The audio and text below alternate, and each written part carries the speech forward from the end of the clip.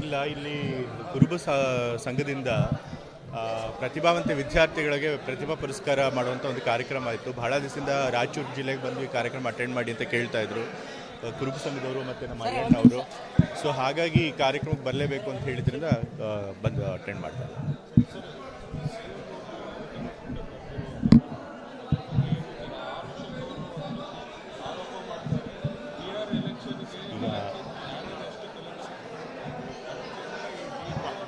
ನಮ್ಮ ಪಕ್ಷದಲ್ಲಿ ನಡೆಯೋ ವಿಚಾರ ಅವ್ರಿಗೆ ಹೇಗ್ರಿ ಗೊತ್ತು. ಅವ್ರು ಏನಾದರೂ ಹೇಳ್ತಾರೆ, ಅವ್ರು ಹೇಳಿದೆಲ್ಲ ನಿಜ ಆಗುತ್ತಾ? ಅವಾಗ ಔತಣಕೂಟ ಕರೀತಾನೆ ಇರ್ತಾರೆ ಮುಖ್ಯಮಂತ್ರಿಗಳು. ಇದೇನು ಮೊದಲನೇ ಬಾರಿ ಇಲ್ಲ, ಎಷ್ಟೊಂದು ಸರಿ CLP ಮೀಟಿಂಗ್ ಮಾಡಿದ್ದಾರೆ, ಅಲ್ಲೂ ಕೂಡ ಔತಣಕೂಟ ಏರ್ಪಾಡು ಮಾಡಿದ್ದಾರೆ. ಮನೇಲೂ ಕೂಡ ಹಿಂದೆನೂ ಕೂಡ ಕರೆದಿದ್ದಾರೆ. ಸೊ ಹಾಗಾಗಿ ಸರಿ MLAಗಳನ್ನ ಮತ್ತು ಮಿನಿಸ್ಟ್ರಿಗಳನ್ನ ಕರೆದಿದ್ದಾರೆ. ಬಿಹಾರ ಚುನಾವಣೆ ಕೂಡ ಅಲ್ಲಿ ಡಿಸ್ಕಸ್ ಆಗ್ಬೋದು. ಅದರ ಅರ್ಥ ದುಡ್ಡಿನಗೋಸ್ಕರ ಅಂತಲ್ಲ. ಎಲ್ಲ MLAಗಳನ್ನ ಕರೆದು ಈಗಿನ ರಾಜಕೀಯ ಸ್ಥಿತಿಗತಿ ಇದೆ, ಅವ್ರವ್ರ ಡಿಪಾರ್ಟ್ಮೆಂಟ್ ಹೆಂಗೆ ನಡೀತಾ ಇದೆ, ಏನಾದರೂ ಸಮಸ್ಯೆ ಇದೆ, ಅದನ್ನೆಲ್ಲ ಕೇಳಿ ಅದ್ರ ಜೊತೆ ಬಿಹಾರ ಚುನಾವಣೆ ಚರ್ಚೆ ಮಾಡ್ತಾರೆ. ಪ್ರತಾಪ್ ಸಿಂಹ ಯಾರ್ರೀ? ಆತ ರಾಜಕೀಯದಲ್ಲಿ ಪ್ರಸ್ತುತ ಆಗಿರಬೇಕು. ಹಾಗಾಗಿ ಸುಮ್ಮನೆ ಸಾಕ್ಷ್ಯ ಇಲ್ಲದೆ ಆಧಾರ ಇಲ್ಲದೆ ಬಾಯಿಗೆ ಬಂದಂಗೆ ಆರೋಪ ಮಾಡ್ತಿರ್ತಾರೆ. ಸೊ ಹಾಗಾಗಿ ಅವ್ರು ಹೇಳೋದನ್ನೆಲ್ಲ ಗಂಭೀರವಾಗಿ ತೊಗೊಳ್ಬೇಕಲ್ಲ. ಅವ್ರ ಪಕ್ಷನೇ ಅವ್ರನ್ನ ಗಂಭೀರವಾಗಿ ತೊಗೊಂಡಿಲ್ಲ, ನಾವೇ ಗಂಭೀರವಾಗಿ ಅದು ಆಗುತ್ತೆ ಅಂತ ಹೇಳಿದ್ದಾರೆ. ಈಗಾಗಲೇ ಕೆಲವು ಹಿರಿಯ ಸಚಿವರುಗಳು ಕೂಡ ಹೇಳಿದ್ದಾರೆ ಮತ್ತು ಮುಖ್ಯಮಂತ್ರಿಗಳು ಸೂಚ್ಯವಾಗಿ ಹೇಳಿದ್ದಾರೆ. ಸೊ ಬಹುಶಃ ಆಗುತ್ತೆ ಡಿಸೆಂಬರ್. ಅದಕ್ಕೂ ಕೂಡ ಮುಖ್ಯಮಂತ್ರಿಗಳು ಈಗಾಗಲೇ ಉತ್ತರ ಕೊಟ್ಟಿದ್ದಾರೆ. ಎಲ್ಲಿ ತನಕ ಅವರು ಮುಖ್ಯಮಂತ್ರಿಗಳಾಗಿರ್ತಾರೋ ಅವ್ರ ಸಂಪುಟದಲ್ಲಿ ನನ್ನ ಮಂತ್ರಿ ಮಾಡಲ್ಲ ಅಂತ ಹೇಳಿದ್ದಾರೆ. ಸೊ ಹಾಗಾಗಿ ಆ ಪ್ರಶ್ನೆ ಬರುತ್ತೆ. ನವೆಂಬರ್ ಕ್ರಾಂತಿ DK ಶಿವಕುಮಾರ್ ಅವರಿಗೆ ಅಧಿಕಾರ ಬಿಟ್ಕೊಡ್ಬೇಕು ಅನ್ನೋದ್ರ ಬಗ್ಗೆ ಚರ್ಚೆ ಆಗಿದೆ ಅನ್ನೋದು ಮೊನ್ನೆ ಇಕ್ಬಾಲ್ ಹುಸೇನ್ ಅವರು ರಾಯಚೂರಿನಲ್ಲಿ ಹೇಳಿದ್ರು. ಈ ಬಾರಿ ಖಂಡಿತವಾಗ್ಲೂ ಕೆಲವರು ಹೇಳ್ತಿರ್ತಾರೆ, ಬಟ್ ನಿಜವಾಗ್ಲೂ ಮಾತುಕತೆ ಏನು ನಡೆದಿದೆ ಯಾರಿಗೂ ಗೊತ್ತಿಲ್ಲ. ಎಲ್ಲರೂ ಕೂಡ ಊಹಾಪೋಹದ ಆಧಾರದ ಮೇಲೆ ಹೇಳ್ತಾರೆ. ನನಗೆ ಗೊತ್ತಿರೋ ಹಾಗೆ ಆ ರೀತಿ ಏನು ಅಧಿಕಾರ ಹಂಚಿಕೆ ಬಗ್ಗೆ ಏನು ಚರ್ಚೆ ಆಗಿಲ್ಲ ಅಂತ ನನಗೆ ಗೊತ್ತಿರೋ ಮಾಹಿತಿ ಪ್ರಕಾರ. ಸೊ ಹಾಗಾಗಿ ಈ ಊಹಾಪೋಹದ ಮೇಲೆ ಎಲ್ಲರೂ ಏನಾದರೂ ಹೇಳ್ತಿರ್ತಾರೆ. ಮುಖ್ಯಮಂತ್ರಿ ಪದವಿಗೆ ಅರ್ಹರಾಗಿರುವಂಥವ್ರು ಬೇಕಾದಷ್ಟು ನಮ್ಮ ಪಕ್ಷದಲ್ಲಿದ್ದಾರೆ. ಹಾಗಾಗಿ ಅವರು ಅವಾಗ ಕ್ಲೇಮ್ ಮಾಡ್ತಾರೆ, ಅದ್ರೊಳಗೇನು ತಪ್ಪಿಲ್ಲ. ಇನ್ನೊಂದು ಸರ್, ಈಗ ಕುರುಬರಿಗೆ ಎಸ್ಟಿ ಕೊಡಬೇಕು ಅನ್ನುವಂಥ ಹೋರಾಟ ಸುಮಾರು ವರ್ಷಗಳಿಂದ ನಡೀತಾ ಇದೆ. ಮೊನ್ನೆ ಕೂಡ ಸಿದ್ದರಾಮಯ್ಯವರು ಕೂಡ ಹೇಳಿದ್ರು ಈ ಭಾಗದಲ್ಲಿರೋರಿಗೆ ಎಲ್ಲಿಗೆ ಬಂತು ಸರ್, ಏನದು ಅಪ್ಡೇಟ್ ಏನಿದೆ? ಈಗಾಗಲೇ ಕೊಪ್ಪಳ ಮತ್ತು ಯಾದಗಿರಿ ಮತ್ತು ಇನ್ನೊಂದು ಬೀದರು ಮತ್ತು ಒಟ್ಟು 4 ಜಿಲ್ಲೆಗಳಲ್ಲಿ ಕೊಡಬೇಕು ಅಂತ ಹೇಳಿ ಶಿಫಾರಸು ಮಾಡಿದೆ. ಅದು ಕೇಂದ್ರ ಸರ್ಕಾರದ ಅಂಗಳದಲ್ಲಿದೆ. ಕೇಂದ್ರ ಸರ್ಕಾರ ಅದು ತೀರ್ಮಾನ ಮಾಡಿ ಅವ್ರಿಗೆ SC ಸ್ಟೇಟಸ್ ಕೊಡುವಂಥ ಕೆಲಸ ಮಾಡಬೇಕು. DK ಶಿವಕುಮಾರ್ ಅವರು ಬೆಂಗಳೂರು ನಡೆ ಅಂತೇಳಿ ನಿನ್ನೆ ಮತ್ತು ಇವತ್ತು ಮಾಡ್ತಾ ಇದ್ದಾರೆ. ಬೆಂಗಳೂರಲ್ಲಿ ಓಡಾಡ್ತಾ ಇದ್ದಾರೆ. ಎಲ್ಲೊಂದು ಕಡೆ ಇವತ್ತು ಏನು ಯಶವಂತಪುರ ಕ್ಷೇತ್ರಕ್ಕೆ ಸಂದರ್ಭದಲ್ಲಿ ಮುಳುಗಡೆ ಪ್ರೊಟೆಸ್ಟ್ ಮಾಡ್ತಾರೆ. ಇದು ಸರ್ಕಾರಿ ಕಾರ್ಯಕ್ರಮ, ಪ್ರೈವೇಟ್ ಕಾರ್ಯಕ್ರಮ ಅಲ್ಲ. ಸಂಸದರನ್ನು ಕರೆಯಲ್ಲ, ಸ್ಥಳೀಯ ಸಂಸದರನ್ನು, ಶಾಸಕರನ್ನು ಕರೆಯಲ್ಲ. ಎಲ್ಲೊಂದು ಕಡೆ ನನ್ನ ಮೇಲೆ ದಬ್ಬಾಳಿಕೆ ಮಾಡ್ತಾ ಇದ್ದಾರೆ. DK ಶಿವಕುಮಾರ್ ಅವರು ಪ್ರೋಟೋಕಾಲ್ ಏನು ಫಾಲೋ ಮಾಡಬೇಕು ಅದನ್ನು ಮಾಡಿರ್ತಾರೆ. ಅವ್ರು ಹಿರಿಯ ಸಚಿವರು, ಅವ್ರಿಗೆ ಗೊತ್ತಿರುತ್ತೆ ಪ್ರೋಟೋಕಾಲ್. ಸೊ ಹಾಗಾಗಿ ಮುನಿರತ್ನವ್ರು ಅದಕ್ಕೆ ಆಕ್ಷೇಪಣೆ ಮಾಡಬೇಕಾಗಿಲ್ಲ.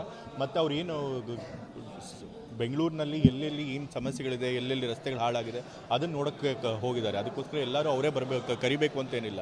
ನಿಜವಾಗ್ಲೂ ಅವ್ರಿಗೆ ಅವ್ರ ಕಾನ್ಸ್ಟಿಟ್ಯೂನ್ಸಿ ಮೇಲೆ, ಕ್ಷೇತ್ರದ ಜನ ಮೇಲೆ ಕಾಳಜಿ ಇದ್ದಿದ್ರೆ ಅವ್ರು ಕರೀಲಿ ಬಿಡಿಲಿ, ಇವರೇ ಜೊತೆಗೆ ಹೋಗಿರೋರು. ಅಲ್ಲ, ಮುನಿರತ್ನ ಅವರನ್ನ ಕರಿಯ ಇಲ್ಲಿ ಬಾ ನೀನು ಅಂತ, ಕರಿ ಟೋಪಿ ಇಲ್ಲಿ ಬಾ ಅಂತ ಕರೆದಿರೋದ್ರ ಬಗ್ಗೆ ಅದು ಗೊತ್ತಿಲ್ಲ ನನಗೆ. ವಿಚಾರ ನಡೀತಾ ಇದೆ ಸರ್ ಇವಾಗ. ಈಗ ಮುನಿರತ್ನವರು ನಮ್ಮ ಪಕ್ಷದಲ್ಲೇ ಇದ್ದವರು.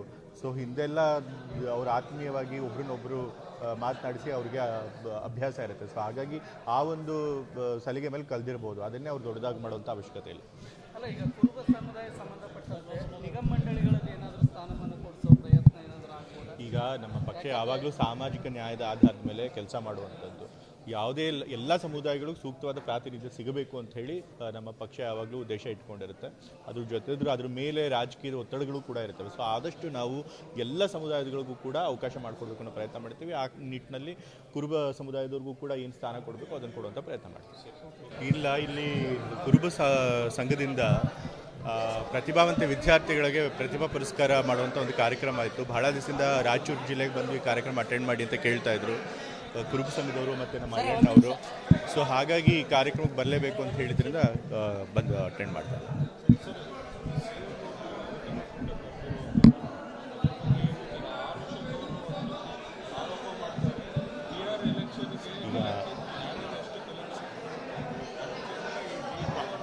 ನಮ್ಮ ಪಕ್ಷದಲ್ಲಿ ನಡೆಯೋ ವಿಚಾರ ಅವ್ರಿಗೆ ಹೇಗ್ರಿ ಗೊತ್ತು. ಅವ್ರು ಏನಾದರೂ ಹೇಳ್ತಾರೆ, ಅವ್ರು ಹೇಳಿದೆಲ್ಲ ನಿಜ ಆಗುತ್ತಾ?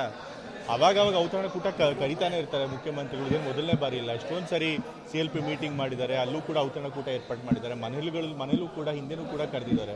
ಸೊ ಹಾಗಾಗಿ ಸರಿ ಎಮ್ ಎಲ್ ಎಗಳನ್ನು ಮತ್ತು ಮಿನಿಸ್ಟ್ರಿಗಳನ್ನು ಕರೆದಿದ್ದಾರೆ. ಬಿಹಾರ ಚುನಾವಣೆ ಕೂಡ ಅಲ್ಲಿ ಡಿಸ್ಕಸ್ ಆಗ್ಬೋದು. ಅದರ ಅರ್ಥ ದುಡ್ಡಿನಗೋಸ್ಕರ ಅಂತಲ್ಲ. ಎಲ್ಲ ಎಮ್ ಎಲ್ ಎಗಳನ್ನು ಕರೆದು ಈಗಿನ ರಾಜಕೀಯ ಸ್ಥಿತಿಗತಿ ಇದೆ, ಅವ್ರವ್ರ ಡಿಪಾರ್ಟ್ಮೆಂಟ್ ಹೆಂಗೆ ನಡೀತಾ ಇದೆ, ಏನಾದರೂ ಸಮಸ್ಯೆ ಇದೆ ಅದನ್ನೆಲ್ಲ ಕೇಳಿ ಅದ್ರ ಜೊತೆ ಬಿಹಾರ ಚುನಾವಣೆ ಚರ್ಚೆ ಮಾಡ್ತಾರೆ.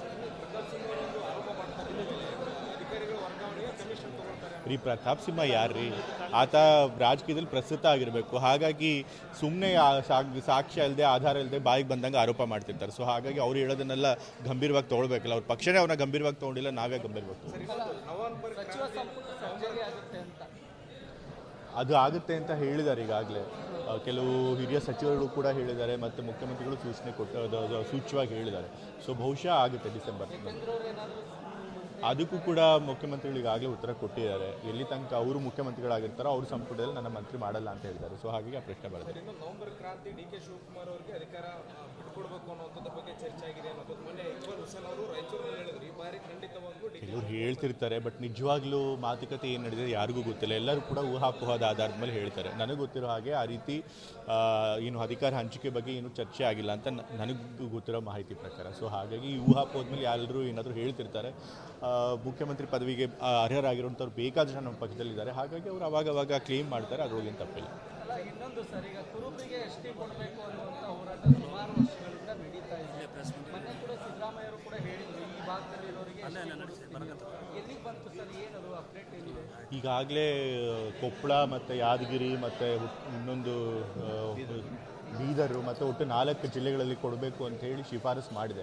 ಅದು ಕೇಂದ್ರ ಸರ್ಕಾರದ ಅಂಗಳದಲ್ಲಿದೆ. ಕೇಂದ್ರ ಸರ್ಕಾರ ಅದು ತೀರ್ಮಾನ ಮಾಡಿ ಅವರಿಗೆ ಎಸ್ ಸಿ ಸ್ಟೇಟಸ್ ಕೊಡುವಂಥ ಕೆಲಸ ಮಾಡಬೇಕು. ಡಿ.ಕೆ. ಶಿವಕುಮಾರ್ ಅವರು ಬೆಂಗಳೂರು ನಡೆ ಅಂತೇಳಿ ನಿನ್ನೆ ಮತ್ತು ಇವತ್ತು ಮಾಡ್ತಾ ಇದ್ದಾರೆ. ಬೆಂಗಳೂರಲ್ಲಿ ಓಡಾಡ್ತಾ ಇದ್ದಾರೆ. ಎಲ್ಲೊಂದು ಕಡೆ ಇವತ್ತು ಏನು ಯಶವಂತಪುರ ಕ್ಷೇತ್ರಕ್ಕೆ ಬರುವಂಥ ಸಂದರ್ಭದಲ್ಲಿ ಮುನಿರತ್ನ ಅವರು ಪ್ರೊಟೆಸ್ಟ್ ಮಾಡ್ತಾರೆ. ಇದು ಸರ್ಕಾರಿ ಕಾರ್ಯಕ್ರಮ, ಪ್ರೈವೇಟ್ ಕಾರ್ಯಕ್ರಮ, ಸಂಸದರನ್ನು ಕರೆಯಲ್ಲ, ಸ್ಥಳೀಯ ಸಂಸದರನ್ನು, ಶಾಸಕರನ್ನು ಕರೆಯಲ್ಲ. ಎಲ್ಲೊಂದು ಕಡೆ ನನ್ನ ಮೇಲೆ ದಬ್ಬಾಳಿಕೆ ಮಾಡ್ತಾ ಇದ್ದಾರೆ. ಡಿ.ಕೆ. ಶಿವಕುಮಾರ್ ಅವರು ಪ್ರೋಟೋಕಾಲ್ ಏನು ಫಾಲೋ ಮಾಡಬೇಕು ಅದನ್ನು ಮಾಡಿರ್ತಾರೆ. ಅವ್ರು ಹಿರಿಯ ಸಚಿವರು, ಅವ್ರಿಗೆ ಗೊತ್ತಿರುತ್ತೆ ಪ್ರೋಟೋಕಾಲ್. ಸೊ ಹಾಗಾಗಿ ಮುನಿರತ್ನ ಅವ್ರು ಅದಕ್ಕೆ ಆಕ್ಷೇಪಣೆ ಮಾಡಬೇಕಾಗಿಲ್ಲ. ಮತ್ತು ಅವ್ರು ಏನು ಬೆಂಗಳೂರಿನಲ್ಲಿ ಎಲ್ಲೆಲ್ಲಿ ಏನು ಸಮಸ್ಯೆಗಳಿದೆ, ಎಲ್ಲೆಲ್ಲಿ ರಸ್ತೆಗಳು ಹಾಳಾಗಿದೆ ಅದನ್ನು ನೋಡೋಕ್ಕೆ ಹೋಗಿದ್ದಾರೆ. ಅದಕ್ಕೋಸ್ಕರ ಎಲ್ಲರೂ ಅವರೇ ಕರಿಬೇಕು ಅಂತೇನಿಲ್ಲ. ನಿಜವಾಗ್ಲೂ ಅವ್ರಿಗೆ ಅವ್ರ ಕಾನ್ಸ್ಟಿಟ್ಯೂನ್ಸಿ ಮೇಲೆ, ಕ್ಷೇತ್ರದ ಜನ ಮೇಲೆ ಕಾಳಜಿ ಇದ್ದಿದ್ರೆ ಅವ್ರು ಕರೀಲಿ ಬಿಡಿಲಿ ಇವರೇ ಜೊತೆಗೆ ಹೋಗಿರೋರು. ಅಲ್ಲ, ಮುನಿರತ್ನ ಅವರನ್ನ ಕರಿಯ ಇಲ್ಲಿ ಬಾ ನೀನು ಅಂತ, ಕರಿ ಟೋಪಿ ಇಲ್ಲಿ ಬಾ ಅಂತ ಕರೆದಿರೋದ್ರ ಬಗ್ಗೆ ಅದು ಗೊತ್ತಿಲ್ಲ ನನಗೆ ಆ ವಿಚಾರ. ನಡೀತಾ ಇದೆ ಸರ್ ಇವಾಗ. ಈಗ ಮುನಿರತ್ನ ಅವರು ನಮ್ಮ ಪಕ್ಷದಲ್ಲೇ ಇದ್ದವರು. ಸೊ ಹಿಂದೆಲ್ಲ ಅವ್ರು ಆತ್ಮೀಯವಾಗಿ ಒಬ್ರನ್ನೊಬ್ಬರು ಮಾತನಾಡಿಸಿ ಅವ್ರಿಗೆ ಅಭ್ಯಾಸ ಇರುತ್ತೆ. ಸೊ ಹಾಗಾಗಿ ಆ ಒಂದು ಸಲಿಗೆ ಮೇಲೆ ಕಲ್ದಿರ್ಬೋದು. ಅದನ್ನೇ ಅವ್ರು ದೊಡ್ಡದಾಗಿ ಮಾಡುವಂಥ ಅವಶ್ಯಕತೆ ಇಲ್ಲ. ಅಲ್ಲ, ಈಗ ಕುರುಬ ಸಮುದಾಯ ಸಂಬಂಧಪಟ್ಟಂತೆ ನಿಗಮ ಮಂಡಳಿಗಳಲ್ಲಿ ಏನಾದರೂ ಸ್ಥಾನಮಾನ ಕೊಡಿಸೋ ಪ್ರಯತ್ನ ಏನಾದರೂ ಆಗ್ಬೋದಾ? ಈಗ ನಮ್ಮ ಪಕ್ಷ ಯಾವಾಗಲೂ ಸಾಮಾಜಿಕ ನ್ಯಾಯದ ಆಧಾರದ ಮೇಲೆ ಕೆಲಸ ಮಾಡುವಂಥದ್ದು. ಯಾವುದೇ ಎಲ್ಲ ಸಮುದಾಯಗಳಿಗೂ ಸೂಕ್ತವಾದ ಪ್ರಾತಿನಿಧ್ಯ ಸಿಗಬೇಕು ಅಂತ ಹೇಳಿ ನಮ್ಮ ಪಕ್ಷ ಯಾವಾಗಲೂ ಉದ್ದೇಶ ಇಟ್ಕೊಂಡಿರುತ್ತೆ. ಅದ್ರ ಜೊತೆದ್ರು ಅದ್ರ ಮೇಲೆ ರಾಜಕೀಯದ ಒತ್ತಡಗಳು ಕೂಡ ಇರ್ತವೆ. ಸೊ ಆದಷ್ಟು ನಾವು ಎಲ್ಲ ಸಮುದಾಯಗಳಿಗೂ ಕೂಡ ಅವಕಾಶ ಮಾಡಿಕೊಡ್ಬೇಕು ಅನ್ನೋ ಪ್ರಯತ್ನ ಮಾಡ್ತೀವಿ. ಆ ನಿಟ್ಟಿನಲ್ಲಿ ಕುರುಬ ಸಮುದಾಯದವ್ರಿಗೂ ಕೂಡ ಏನು ಸ್ಥಾನ ಕೊಡಬೇಕು ಅದನ್ನು ಕೊಡುವಂಥ ಪ್ರಯತ್ನ ಮಾಡ್ತೀವಿ.